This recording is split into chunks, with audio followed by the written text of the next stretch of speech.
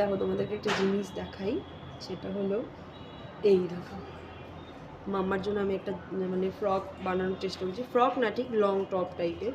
এই দেখো জিনিসটা হলো এই যে এরকম হয়েছে, এই দুটো হাত, এই যে এদিকটা কিন্তু হাতের অংশটা এখন আমি সেলাই করিনি, মানে নিচের দিকটা কমপ্লিট করেছি। এই যে কুচির দিকটা, এখানটাতে একটুখানি কুচি পড়বে, নিচে বাকি আছে। আর হাতের দিকটাও এখনও সেলাই করা হয়নি, এটা পরে আমি মাম্মার মাপটা নিয়ে তারপর করবো।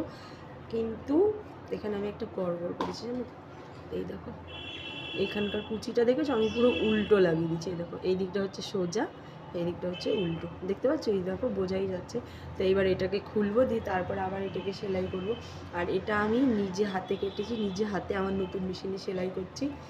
কেমন মানে কতটুকু কি করতে পারছি দেখি।